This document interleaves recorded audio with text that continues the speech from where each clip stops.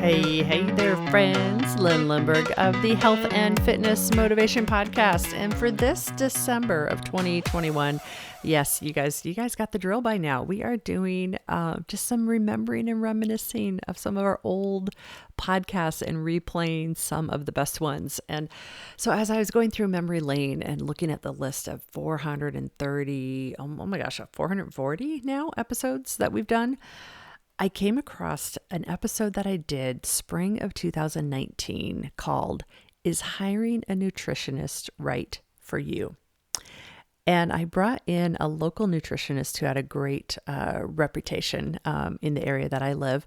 And I just interviewed her. So what does a nutritionist do? You know, how could a nutritionist help me? And I was still getting to know this person. Her name is Stephanie Dalton. And a few months after I interviewed her, as you guys know, the longtime listeners of this podcast, I've dealt with more than my fair share of health issues the last few years. And I actually hired her in one of my desperate attempts to try to figure it out, right? Because when you got health issues, you just start grabbing for straws and you're just like, I'll try anything.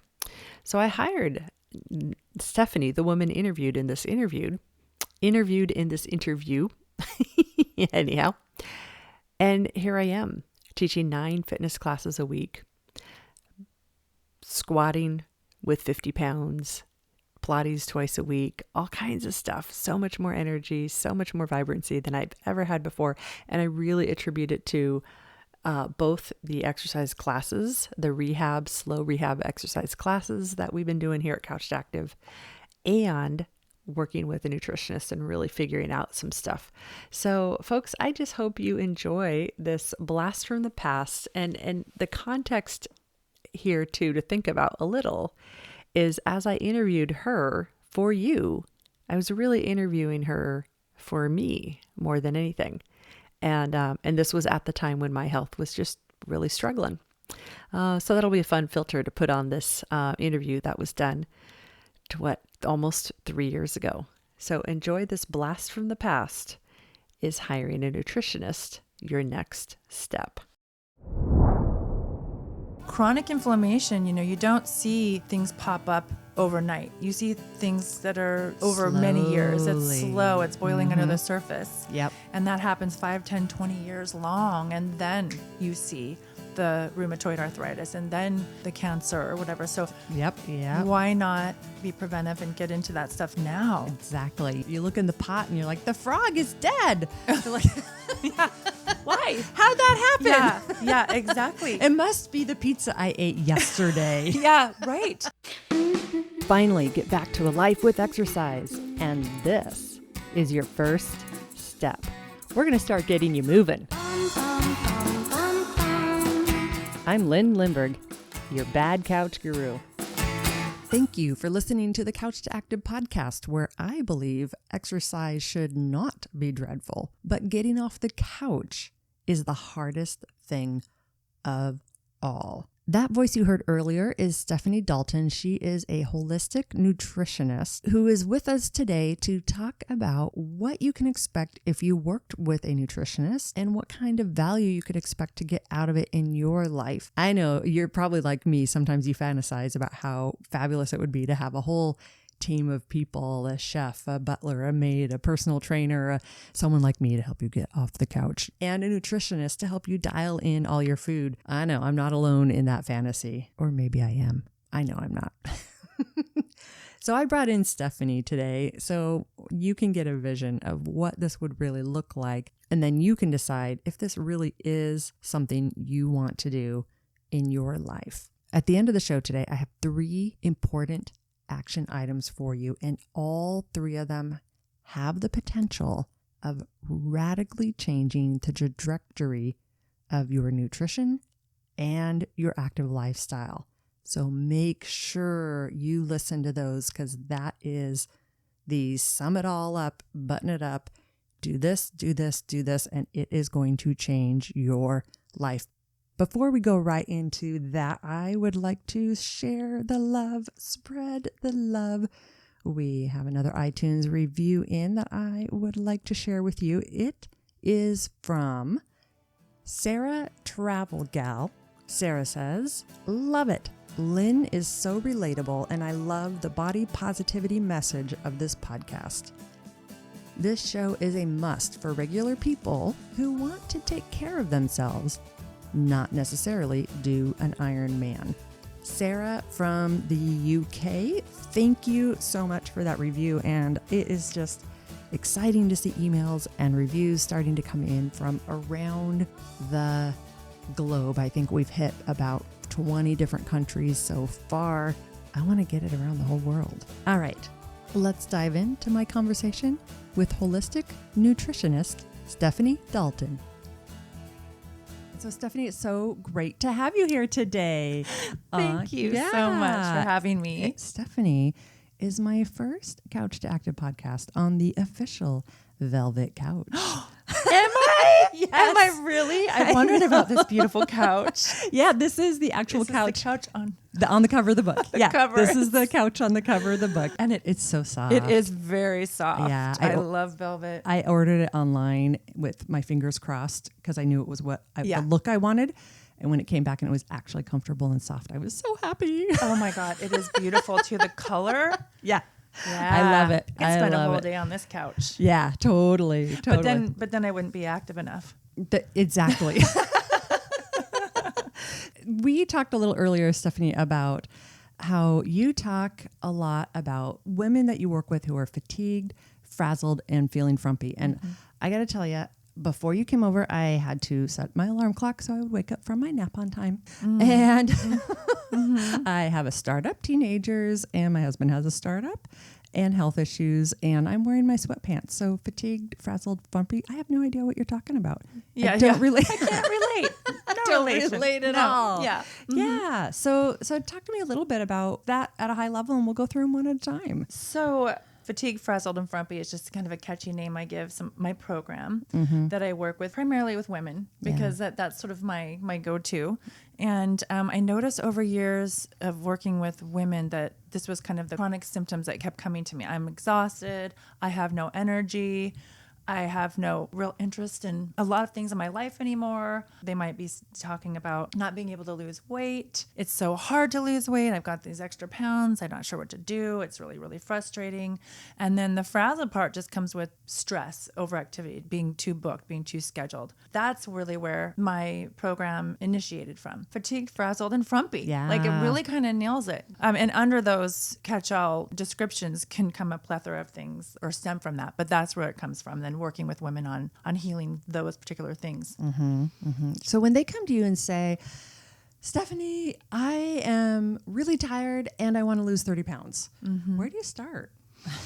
Well, okay, that's a great question. So what I do is I take an intake. So, I mean, really, there's so much more to it and everything's interconnected. So they do a long intake form, a health history, and then I look at everything. I look at their sleep patterns. I look at their digestive patterns. I look at their hormones. That's sort of a specialty of mine, women's hormones. And I look to see what's high, what's low, what seems to be optimized and not optimized. I go all the way back to when they were babies. And really in utero matters too to me. And so we look at all of this. I'm able to piece together a holistic plan as to why they're not sleeping and they're overweight. It may be related to food. It may be related to lifestyle. Usually both. Gotcha. Yeah. Might be food, might be lifestyle. The food piece is really interesting, and the hormone piece is really interesting because we live such fast-paced, high-pressure lives in general that it's really easy. I spent years and years telling myself the reason I'm tired is because I'm not sleeping enough and I just don't have time to sleep enough. So what kind of things with food are normally the common culprits that are disrupting sleep? That's a great question. Don't tell me alcohol. I know. A little bit, right? As you get older, you start to notice I don't sleep very well anymore after I drink even just a glass of wine. Yeah. And that really is true. So food is a big piece. Food is a huge piece too. Your energy and of course your weight and all of that. And for sleep, you know, a lot of it has to do with blood sugar regulation, right? So how your blood sugar being like how much insulin's been flowing through your veins, how much has been receptive to your cells. I mean, there's so many components to that. So blood sugar balancing is imperative for not only just energy, but for sleep. Well, and your timing for that's interesting because we had just a few episodes back, we talked a little bit about keto because I had a chance to talk to some, not talk to, but went to a seminar with Virginia Mason research scientists about the keto diet. And they talked all about blood sugar regulation. I also know that keto is hard to stick to for a lot of people. And there's some downsides to it. So we don't have to go into all that, but have you had clients who've said, hey, I'm doing keto and it's been the best thing for me? Or what? Yes, I have. I've Really? had a couple clients that have said really? that to me. Okay. That in our course of working together, we were working on blood sugar regulation and they were very, very interested in trying keto. Yeah. And so, of course, let's try keto. So I can't say that this woman particularly was perfect in her keto I don't program. think anybody is. Yeah, it's so hard to be perfect in keto. I mean, it is so much work and it's very, very overwhelming. But she actually felt really good doing what she was doing. I don't think she was measuring her numbers and things like that so much, but she actually felt really good and she did lose some weight. I don't think she sustained staying on the diet for long. I think she ended up modifying it and making it more doable long term. For a while, she was feeling really good and she was seeing some weight loss. That was interesting to me, but I do know that she ended up modifying it. Sometimes I think you mentioned before that people go gung-ho on these diets and then they feel great. And then what happens? It's such a good question. These diets, let's talk about some of them. You know, there's a lot of popular diets out there, right? There's paleo, there's keto, there's veganism. You know, there's a million ways you can go. And the ones that are more restrictive, I've seen over the years that I've been doing this, are really hard to sustain. If you want to go out and live a life that you feel like there's a little more freedom in your life, like you can go out for dinner with your friends or celebrate a birthday or whatever, it's just hard to sustain. Not only that, but the amount of cooking and prep time is also extremely overwhelming. So what I've found over the years is all of these kind of extreme diets are just really unsustainable. Yeah, they just go in over time. They're like, yay, I'm going to do this. And you see it all the time on social, or at least I see it all the time on social. People go on and I've been on keto for 2 weeks and I lost 9 pounds. And then you never hear again from them. No. Like, what happened? And the other thing I want to say about that is what I see happen a lot is that people aren't necessarily getting enough fiber too. Then you get a lot of other problems, digestive problems that are really hard to manage, especially on keto where your carb count is so low. People just stop eating enough dark leafy greens and all these wonderful vegetables, apples, for instance, which are like a superfood and things like that. And then you're missing some vital nutrients there too. And of course, like I said, the fiber. Yeah, it's a huge piece. The fiber of it. part is huge. Well, that's what they said at the Virginia Mason thing. Is they said that one of the bad side effects a lot of people get is they don't get the leafy greens because they fill up on the other things, and then we'll just call it out. They get constipated, and I tell you, that is not my idea of healthy and happy. You know, and it is not. It is not. You become more toxic, and it's not healthy and happy. Yeah, no. That is not a good day. Yes, and then that messes with so many things too. It messes with your hormones. It messes with excreting hormones out. It's a downstream thing for an upstream health effect, right? That can happen. So that's why I get really worried about these fad diets. I mean, I hate to call it a fad diet, but right now it is a big fad. It's a big one. Yeah. Yep. There's a lot of marketing and a lot of push to it. Yeah. Yeah, it is good. I mean, I really do think there's a place for it. And I think that for people who have severe, seizures where it originally came from. Yeah. And, some other Parkinson's or things like that where yes, let's get you on keto. Yeah. Right? Exactly. That was what surprised me is that keto had been around for literally millennium to help people with seizures. Yeah, amazing. And they even made a biblical reference that there was a belief that people were demon possessed and the keto diet helped get the demons out of them, but it was actually the seizures. It was interesting. Oh, really? I know. Oh, that's interesting. I know. Okay. Urban legend. I Yeah. It's fascinating. That is really fascinating. Yeah. So let's pretend that I am a brand new client of yours. I've got 50 pounds to lose and I sit down with you and I say, okay, Stephanie, just tell me what to do. Okay. Let's Just do tell this. me what to do. Yeah. I do get a lot of those women. I would say it's sort of a pronged approach. First of all, we'll look at diet, of course, right? Diet is a huge component. And for me, I give people a mantra, and that is every meal, fat, fiber, protein. Fat, fiber, protein. Yes. I like it. Fat, fiber, protein. Fat, fiber, protein. FFP. Yes, Okay. FFP. Okay. In that order? No, doesn't Okay. have to. It's just a catchy. Okay. Fat, fiber. Just catchy. Fat, fiber, protein. Say that 10 times fast. Yeah, exactly. Fat, fiber, protein. That's not in that order, right? I'm not saying it's a keto approach at all. It is absolutely just to balance your plate, with loads of those dark leafy greens and colorful vegetables, probably half your plate. Yep. Half. Maybe the whole plate, but half your plate for sure. Yep. And then a quarter of your plate's got some sort of protein. Can be an animal protein or a plant protein. Yep. And then the fat, really, honestly, I like to tell women no more than 40 grams of fat a day. There's plenty of fat for being able to absorb your nutrients, right? Because we have fat-soluble vitamins. So you do need good, healthy fat. You just don't necessarily need that much. And a lot of people have a hard time digesting too much fat too. That's me. Right? Yeah. That's why keto is not right for me. Exactly. It's not. It's holy moly. It's right? Yeah. A lot of people are like that. Yeah. Yeah. Absolutely. Yeah. So does that make sense? It does. Yep. And the fiber is coming from all the dark leafies and the vegetables. Yeah. Your fat can go on those vegetables, or you can be an avocado, or it can be a few seeds and nuts, that sort of thing. No, that's great. Okay. So I do that and then come back and I say, I've been eating perfectly, and I tell you all about it, and you can tell that I'm obsessing about food, but I can't tell I'm obsessing about food.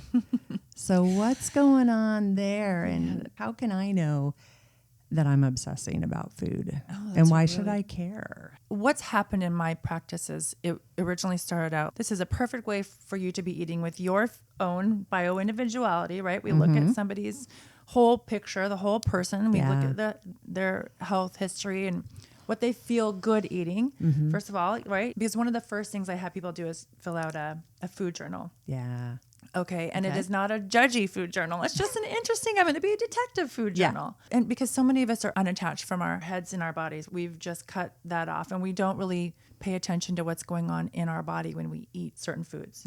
So I have people spend about 4 days just tracking what they eat and how they feel. How they feel, not just physiologically, gassy, bloated, irritated, but also how they feel in their moods. Oh, that's completely me, because I love my bread. I love my bread. Yes. And I spent years in denial that wheat was causing me an issue.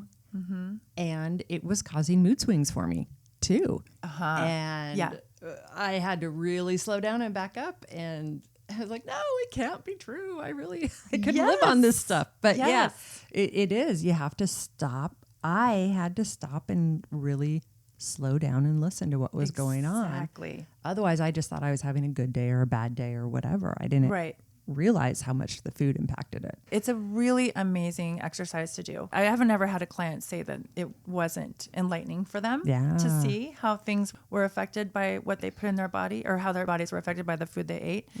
I start with that. I do have a lot of women that come to me that are like sort of type A women and sort of like, just tell me what to do and I'm going to do exactly that. And then they do it and they succeed and they lose weight. But then within a couple of months, they put it back on and they're not on their quote unquote plan anymore. And that has been really kind of hard and frustrating. And I took a lot of time going back to the books and back to certifications and back to studying, which was, okay, this isn't so much about the food. This is about the emotional component to eating and how we feel about ourselves when we eat, and when we eat the wrong food, and the power there. Because without that, it is really hard to succeed. And we know that 90% of people that diet gain their weight back, right? Absolutely. Yeah. Yeah. And so, Well, and it's interesting too, because there's so many different diets and so many different things. And then marketing comes on and they don't help at all, right? Because they come across as if this is it and here's why. And if you do anything other than this, then you are a failure and you've failed. And I'm more and more becoming less a fan of saying this is a good food and a bad food. and just letting go of food shame altogether. Now, sugar, I think we got to let go of that processed refined sugar. Darn it. But well, and here's the thing, Lynn, I think that if we're really listening to our bodies, and we know sugar and white flour, that wreaks havoc in our bodies. So let's just take that off the table. We know sugar and flour, crazy insulin reactivity, weight gain for all the reasons we could go over. Yep. Inflammation, there's a lot of stuff around. So if we took sugar and flour, refined, processed I would be stuff very, very sad. No. It is sad. No, you don't have to take it out forever. No. I did. I pretty much have the processed sugar and white flour out of my diet. Yeah. I have to take it out completely because it's like an addict thing. Exactly. And I spent years thinking, no, it's not. And, I could just have one. And it's not willpower. Yeah. You've seen the images of the brain lit up when you're on sugar. Yes. Same area of the brain as cocaine. Addiction. And Don't addiction. let it be true, but I think that's not a fad. It is here to stay. That's definitely not a fad. Yeah. That's like, thank God somebody's thought this through and there's science behind it. And we can see that there's a problem. It is an addictive thing. And this is what it's doing to our body. It's causing inflammation, long-term, this stuff, chronic illness. If we took that off the table, if we only ate when we were really hungry, and we stopped eating when we were sated, wouldn't that be interesting, right? Yeah. And I do love to work with my clients on that. Yeah. I just ran a group where I really brought that in heavily, and almost 80% of them were like blown away because they did not think about that before, which seems sort of obvious. Like, you eat when you're hungry, you stop when you're full. But most of us don't do that. We eat when we're stressed. We eat when we're worried. We eat when we're sad. We eat when we're with friends. Even if, the list goes on. When it's time for lunch, when it's time for dinner. Yeah, exactly. It's snack time. I should have a snack. It's dessert time. I should have this TV time. I do a hunger scale, -10 being you're absolutely starving. I mean, starving. Yeah. And then +10 is you're so full, someone's got to wheel you out, right? and then 0 is just neutral. I'm not hungry at all. What would it be like to check in with your body and only eat when you're at a -2 and stop when you're a +2? Yeah. That is a very small, right? I'm sated, I'm good, I'm satisfied. And then start to notice when you are hungry, am I actually literally hungry? Is my stomach growling? Or am I bored hungry? Am I sad hungry? Am I reward hungry? And then think about that, process that a little bit. You may eat anyway, but then when you stop when you're a +2, what happens? When we do that and we tap into that, you're not going to have a weight problem. That's interesting too, because if I am not stuffing myself, then even if I do eat some white bread, something, or some sugar, the chances of me going way overboard and throwing my insulin into a total yo-yo is less, or maybe it wouldn't be as much of a yo-yo. Well, yes, no. What I would say is, let's watch the cortisol too, because what we do, let's say we have that delicious piece of bread or a dessert. Let's be real. We should all have that now and then. The problem is when we do that, most people ignore that they do that. They shove it down their throat without even enjoying it, without even chewing their food, without even being aware that they ate it because they feel so guilty about it. And what does that do? That guilt creates cortisol in the blood. And what does cortisol do? It packs on fat and it pulls off muscle and it destroys your bone density. Did I get it right? Yeah, pretty much. Ding, ding. I mean, yes, it shuts down your digestive system and it stores fat. So not only, are you eating this food, you're also, if you're doing it without enjoying it, you're also creating havoc with cortisol, and insulin are directly related. They're directly related. Yes. And cortisol is that same stress hormone as when you're just stressed out during day, or if somebody jumps behind you and scares you, same thing. Same. And they work together. So too bad I can't go to my old managers at old jobs I had and say, stop stressing me out. You're making me gain weight. Right. Well, but you have some control over that too. This is the work I do, because your stress isn't going to go away. There's always going to be stressors. So this is the lifestyle stuff I bring into working with these women, which is if you know how to slow down and restore those levels of stress, you can fake it till you make it. Yeah. Right? Even if your boss is still stressing you out, you can just fake it till you make it a few times a day and bring your body down, bring it down, get into that parasympathetic nervous system over and over again, 5-10 times a day. It's a beautiful thing. So for me, I've always had chronic digestive issues from the time I was a little girl. And, I have some ideas and theories around why that happened, why that started, just some things in my own life, hyperarousal and the autonomic nervous system not working well because of some things that I went through, some traumas.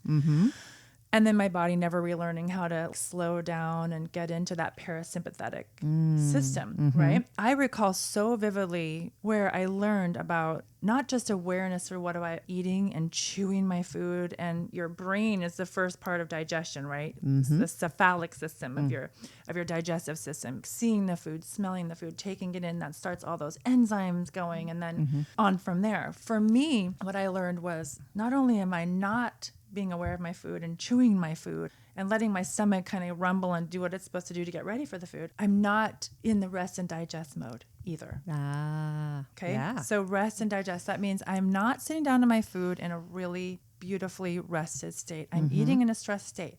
And that could just be because I was cooking dinner for my family and my little kids are running around and driving me crazy. And I finally get on the table and I'm like, oh my God, you've got to eat that. Oh, you're not eating that. And you just stress, that kind of stress, right? And sorry, I shouldn't be laughing, but I'm laughing because we're laughing at you because we have no idea what you're talking about. That's why. I mean, right. Yeah. Like it's just. It's real. It's real. Yeah. And that sends cortisol flying through your blood, right? So you sit down and you're scarfing down the food just to get through it because you got to have bath timer. I mean, it goes on and on. Totally. Or you're working. Yep. And you're like, I'm too busy to stop to eat. So I'm eating and at my you're desk. Stressed while working. For me, profound learning experience, which was to slow down, to chew my food, and to make sure I was in rest mode before I ate. And that was 50% of my problem. Oh my gosh. Wow. At least 50%. Wow. A complete drug-free lifestyle change. Wow. That's awesome. It's awesome. I really am not exaggerating when I say it changed everything for me. That's awesome. And it's a practice. Yes. Oh, yeah. Because that's not how our lifestyles really like to run nowadays. No.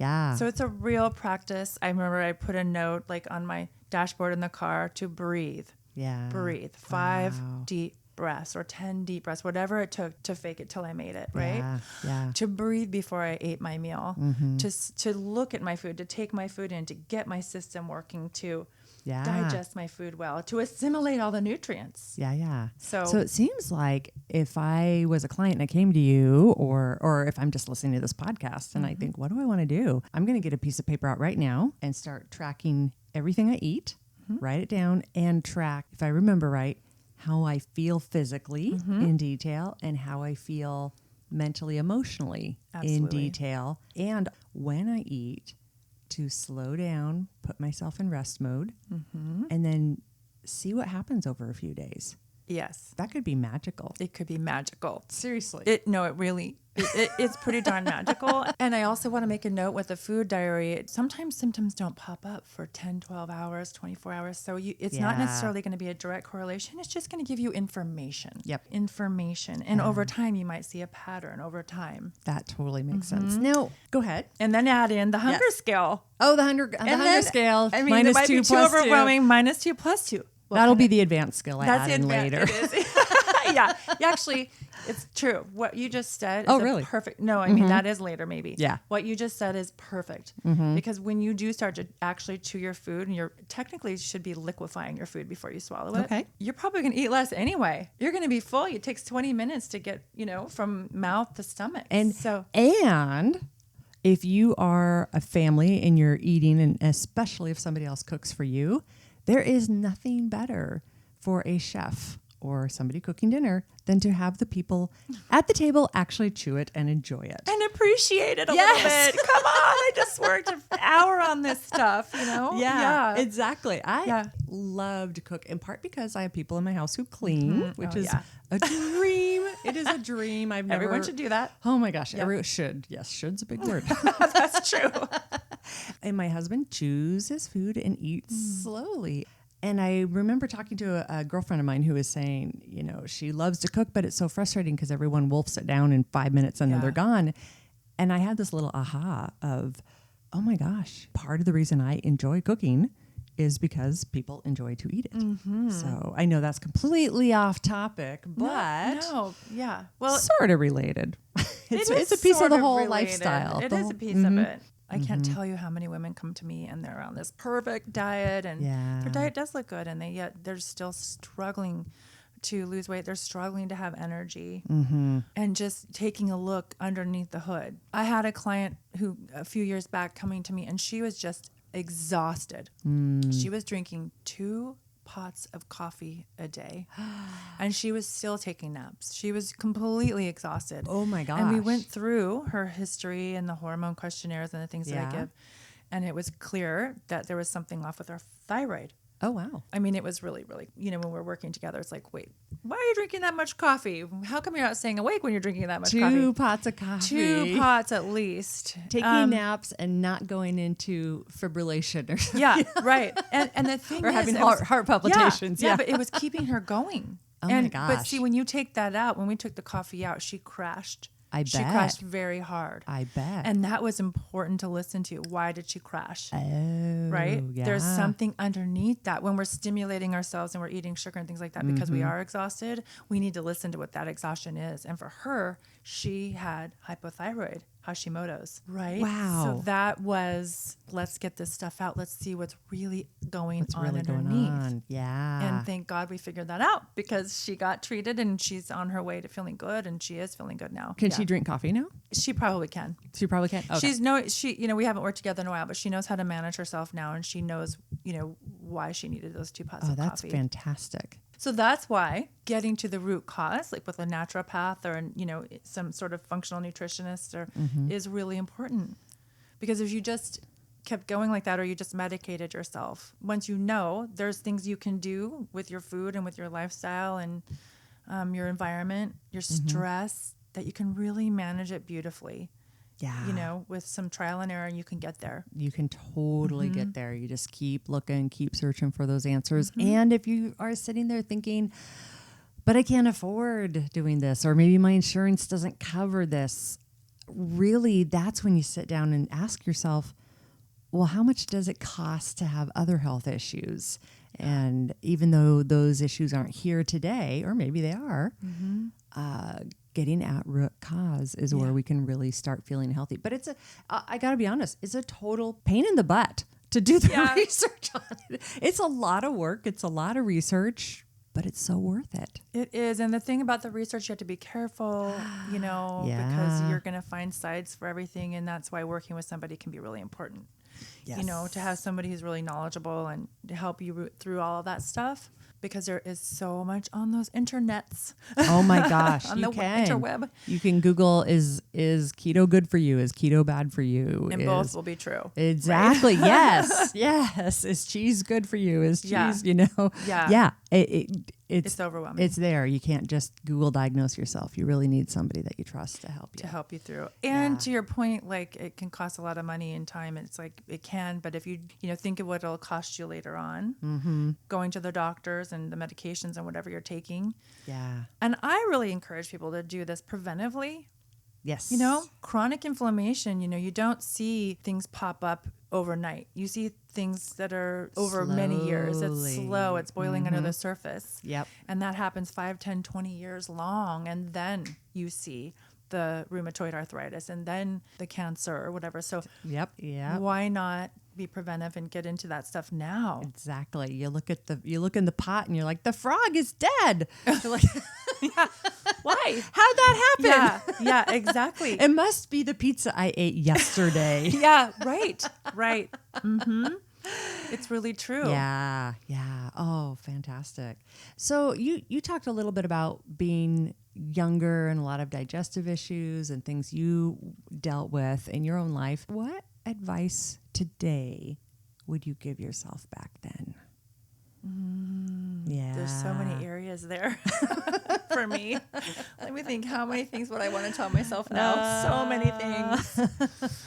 Boy, body image and If only I could go back and tell myself to just love myself a little more, be more appreciative of my body, be more appreciative of where I was, kind of change my mindset to spending more time on what I loved about myself than on what I hated, right? Or loathed, or that inner critic. Yeah. I wish I knew what I knew now, and especially because there's so much good research around it that proves you can re-etch those neural pathways, right? Yeah. And work on that stuff. Words can change your brain, right? And so I wish I'd known that. I wish I'd known to slow down and eat more fiber. Honestly, it would have really helped me out a long time ago. Eat your greens, kids. Eat your greens. Eat those leafy vegetables and flax meal and all those things. I wish I'd known that. I really do. Took me a long time to get there. Wow. Stephanie, I know you have a program that you work folks through, a 6-week program. And I wanted to give you just a minute to let folks know what that is so they can have a better idea of if they worked with a nutritionist. Nutritionist. Thank you. Yeah, you don't want to say that. Nutritionalist. Yes. Oh my goodness. Beep. Beep. Blooper.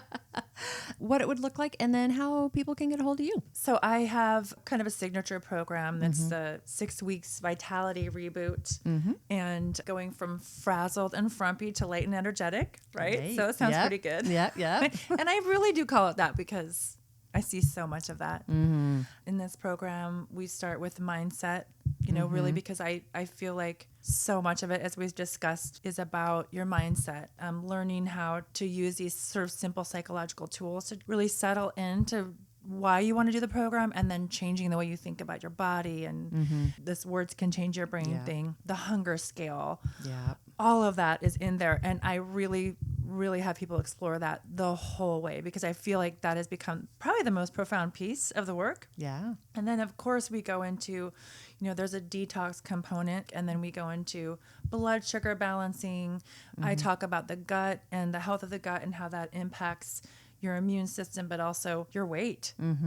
There's incredible research around that right now. And then we talk about stress and inflammation, and we do the link between stress and Alzheimer's, heart disease, cancer, obesity, all of that. And then sleep, the importance of that. All along, I am giving people recipes and food plans and that fat, fiber, protein balance, but I'm also having people really listen in to what works for them, right? What works for you. What works for you, and keeping it sustainable and keeping it something that you can, not have to be in the kitchen 6 hours a day to make it happen. Exactly. Well, and you may not know this, but I've downloaded many of your recipes that I've seen you. Yay! I think their recipes are probably even more popular than people realize, because you download them and then you never go back and comment or like on it because you're on to the next thing.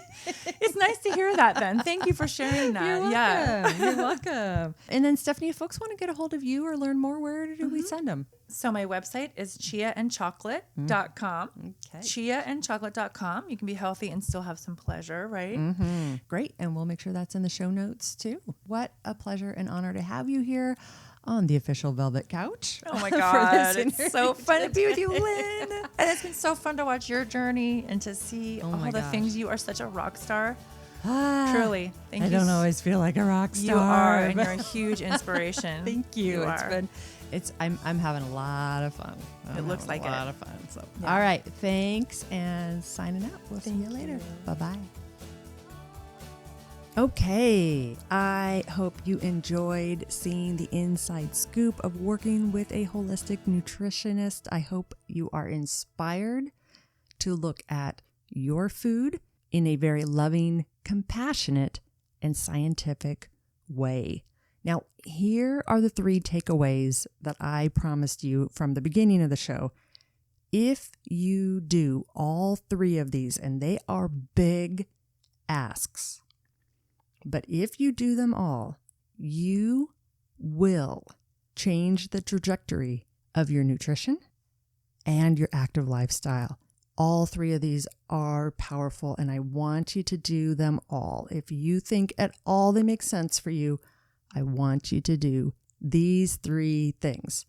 All of them are listed in the webpage for this episode, couchtoactive.com/23. That's 23. You can find that list right there, and the links to everything are right there. In fact, you can go there right now and jump ahead of me.